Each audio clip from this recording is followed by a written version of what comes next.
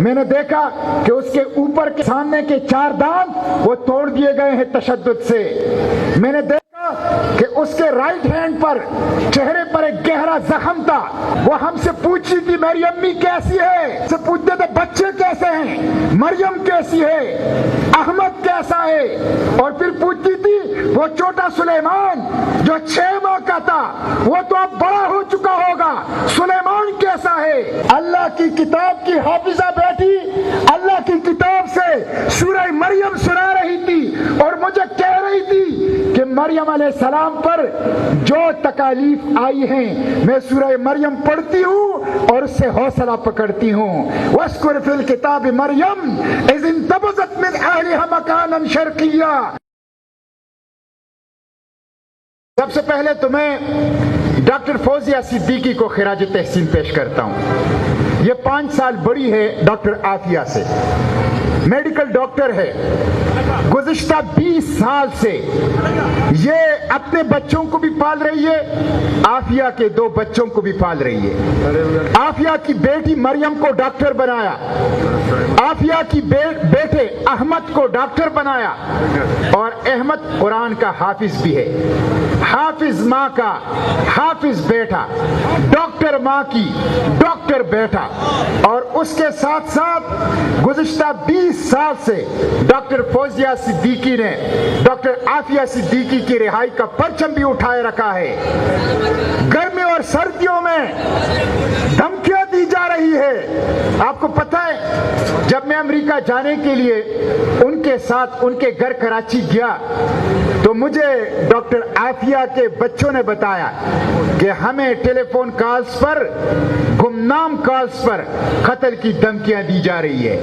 بچوں کو قتل کی دھمکیاں, ڈاکٹر فوزیہ کو قتل کی دھمکیاں کہ امریکہ نہ جاؤ. میں ان کے ساتھ کھڑا ہو گیا کہ میں آپ کے ساتھ جاؤں گا, میں آپ کے ساتھ اس سفر میں شریک ہوں گا, میں آپ کو سہولت دوں گا. اس حالت میں بھی اس خاتون نے ڈاکٹر عافیہ کی رہائی کا پرچم سر بلند رکھا ہے. تو میں ڈاکٹر فوزیہ کو آئرن لیڈی ہے, صنف آہن ہے, مضبوط مثالی خاتون ہے, میں ان کو خراج تحسین پیش کرتا ہوں کہ انہوں نے ڈاکٹر عافیہ کی رہائی کے اس پرچم کو گزشتہ 20 سال سے 2 اشروں سے اس کو اٹھائے رکھا ہے.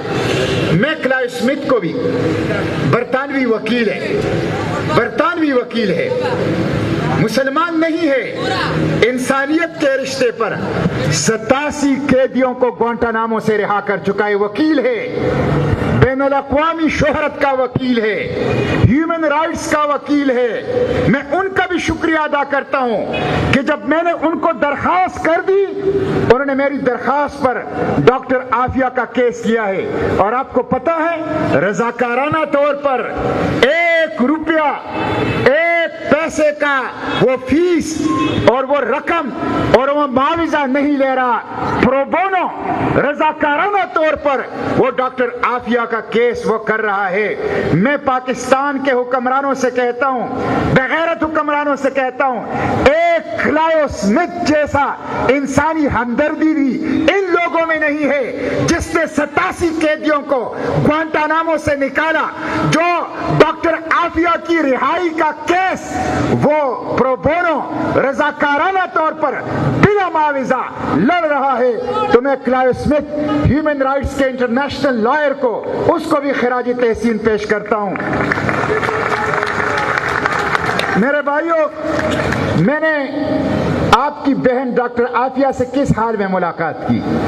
میں نے ان سے اس حال میں ملاقات کی کہ وہ زنجیروں کے اندر باندھی گئی تھی. جیل کے اندر ایک چھوٹے سے کمرے میں 1 مربع میٹر کا شیشہ لگا کر شیشے کے اس پار کرسی پر ڈاکٹر عافیہ بیٹھی تھی. شیشے کے اس پار کرسی پر ہم تینوں, میں ڈاکٹر فوزیہ صدیقی اور ہمارے وکیل کلائیو اسمتھ بیٹھے تھے. ہم ایک دوسرے کو دیکھ سکتے تھے لیکن بہن بہن سے مل نہیں سکتی تھی, بہن بہن کو گلے نہیں لگا سکتی تھی, بہن بہن کو اپنے ساتھ لگا نہیں سکتی تھی، ان کا غم ہلکا نہیں کر سکتی تھی۔ ہم ریسیور کے اوپر ایک دوسرے کو دیکھ کر، ٹیلی فون ریسیور کے اوپر ایک دوسرے سے بات کرتے تھے۔ اور مجھے کلائیو اسمتھ نے بتایا کہ میں نے 87 لوگوں کو گوانٹانامو سے رہا کیا ہے۔ 87 لوگوں پر جتنا ظلم ہوا ہے اس سے زیادہ ظلم ایک عافیہ کے اوپر ہوا ہے۔ یہ میں نہیں کہہ رہا، یہ کلائیو اسمتھ وکیل جس نے 87 قیدیوں کو گوانٹانامو سے نکالا ہے، اس کی بات ہے کہ 87 لوگوں کے اوپر گوانٹانامو میں اتنا ظلم نہیں ہوا ہے جتنا ایک اسلام کی بیٹی حافظہ قرآن، اس دان پان کی اس بیٹی، اس عافیہ صدیقی کے اوپر ہوا ہے۔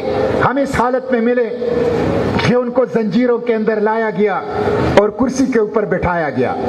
میں نے دیکھا کہ اس کے اوپر کے سامنے کے 4 دانت وہ توڑ دیے گئے ہیں تشدد سے۔ میں نے دیکھا کہ اس کے رائٹ ہینڈ پر چہرے پر ایک گہرا زخم تھا جو کہ اب مندمل ہو چکا تھا، لیکن اس کا نشان باقی تھا۔ میں نے دیکھا کہ اس کا اسکارف پھٹا ہوا تھا، اس کا اسکارف پھٹا ہوا تھا۔ میں نے دیکھا کہ اس کے کان کے پیچھے سر کے اوپر زخم تھا، جس کی وجہ سے ان کے سننے کی، سماعت کی صلاحیت متاثر تھی اور وہ مشکل سے سن رہی تھی۔ میں نے اس حال میں اسلام کی اس بیٹی کو، پاکستان کی اس غیرت کو دیکھا۔ اور میرے بھائیوں، وہ ہم سے پوچھی تھی میری امی کیسی ہے؟ ان کو یہ پتہ نہیں ہے کہ امی کو تو اس دنیا سے گئے 1 سال ہو چکا ہے۔ وہ ہم سے پوچھتے تھے بچے کیسے ہیں، مریم کیسی ہے، احمد کیسا ہے، اور پھر پوچھتی تھی وہ چھوٹا سلیمان جو 6 ماہ کا تھا، وہ تو اب بڑا ہو چکا ہوگا، سلیمان کیسا ہے؟ ہمیں کوئی علم نہیں ہے، سلیمان لاپتہ ہے۔ ہمیں بھی علم نہیں ہے کہ سلیمان زندہ ہے تو کس کے پاس ہے یا قتل کیا جا چکا ہے۔ ہم ان کو یہی بتاتے تھے کہ ہاں سلیمان ٹھیک ہے۔ ہمیں بھی سلیمان کا پتہ نہیں ہے کہ سلیمان کہاں ہے، سلیمان زندہ ہے یا سلیمان کو قتل کر دیا گیا ہے۔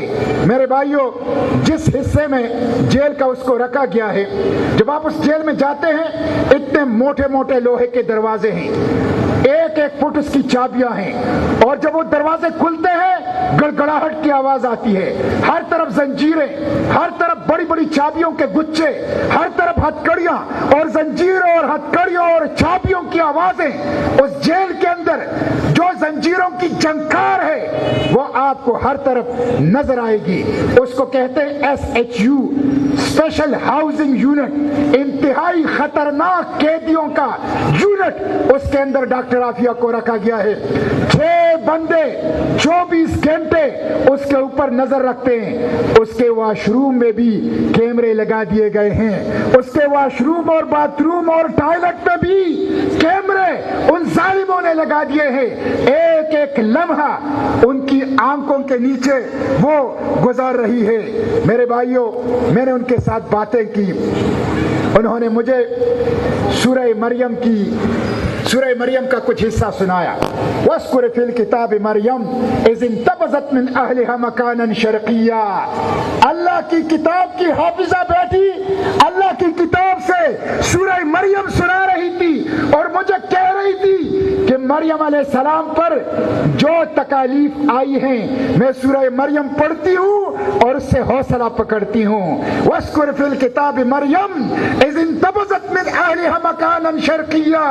میرے بھائیوں، وہ مجھے دعائیں بتا رہی تھی، وہ مجھے اذکار بتا رہی تھی کہ کس طرح وہ اس جیل کے اندر اپنی دعاؤں اور اذکار کا وہ ورد کرتی ہے۔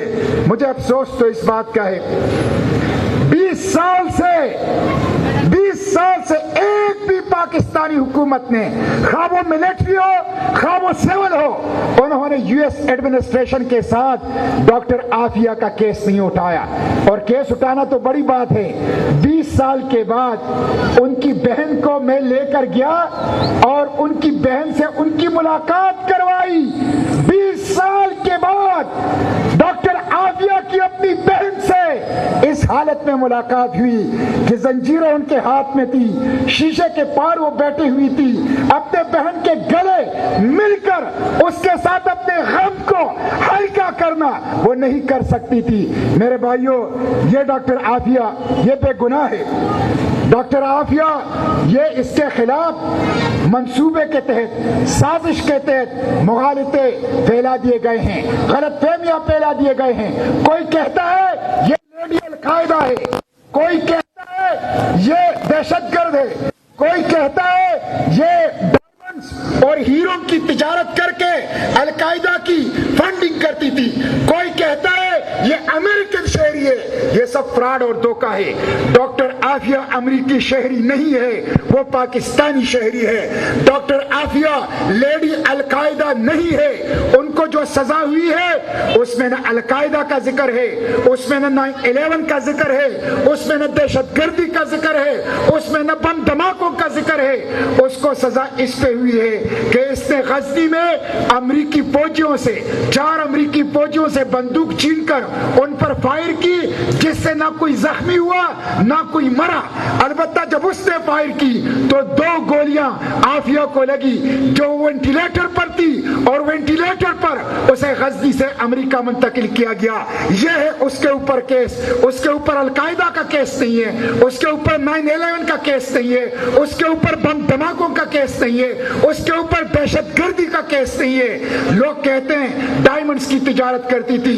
1990 سے لے کر 2001 تک ڈاکٹر عافیہ ایک دفعہ بھی افریقہ کا سفر نہیں کیا. اس نے کوئی ڈائمنڈ کا کوئی ہیرو کی تجارت نہیں کی. وہ ایک بے گناہ پاکستانی ہے.